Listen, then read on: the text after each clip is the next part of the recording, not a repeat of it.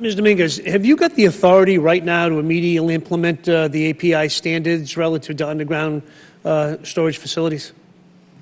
We do have the authority to promulgate rulemaking. No, that's not what I asked. Do you have the authority to immediately implement them right now? We have the authority to take these standards and turn them into rules, yes. All right, so that's answer my question. I'm trying to be friendly. Yes, we do.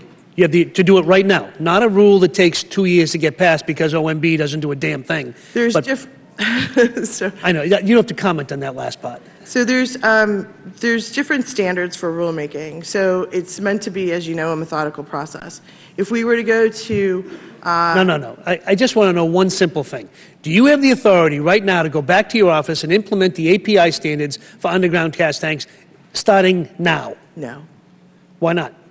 Because we have to go through a rulemaking process. And that because you do not have emergency order authority, is Correct. that right?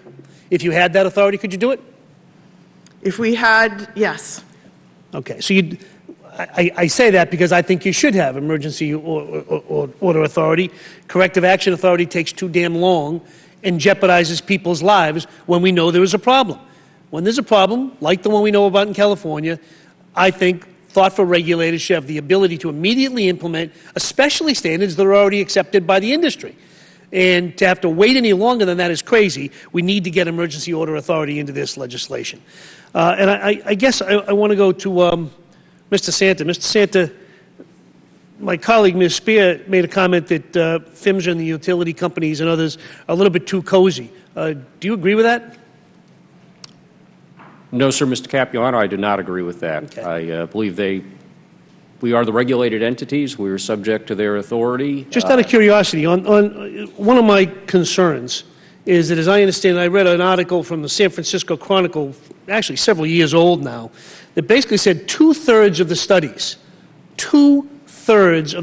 conducted by PHMSA are funded by the utility companies themselves that PHMSA regulates. And when you fund a study, and I don't mind some funding that's blind funding, that doesn't bother me. That happens all the time in business. But when it's not blind funding, but when the funder is the regulated person who also then manages the study, who can have faith that that study is neutral and not self-serving and it doesn't look a little too cozy? Sir, first of all of PHMSA's funding comes from user fees that are assessed from the industry. I don't have a problem with the funding as long as it's blind funding. And also, PHMSA has advisory committees that include representatives not only from the regulated entities, but also all well and good. Advisory committees are state good. Regulators, public advocates such as Mr. You don't Weimer. think there's a problem when a regulated entity, not just here, but any regulated entity, also not just pays for, but then hires and conducts the study that then says what safety regulations should be? Who's the regulator? That doesn't happen in any other industry. I happen to come from a district where research is what we do. More than any other segment of this country, or in fact the world, research is done in my district and are funded all the time by private companies. Don't have a problem with the funding. Those private companies fund them in a blind study so that they can't so they can't affect the outcome.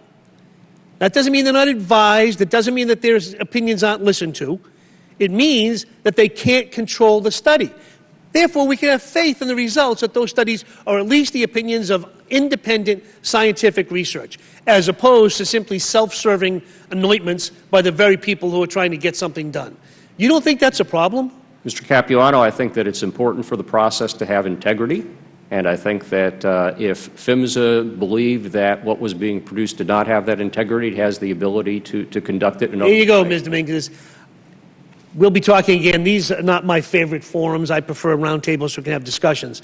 But when it comes to these studies, expect to be talking to me about how we can, again, it's not the funding. And I'm not about advising. I actually think that's important. It's about making sure that the results of those studies are independent and seen as independent by the rest of the world. And I think without that, those studies are maybe not worthless, but become very suspect, and the agency becomes very suspect as being seen as too cozy with the people it regulates. With that, my time is expiring, and I thank the chairman. Thank you, Mr. Capuano. Mr. Hanna.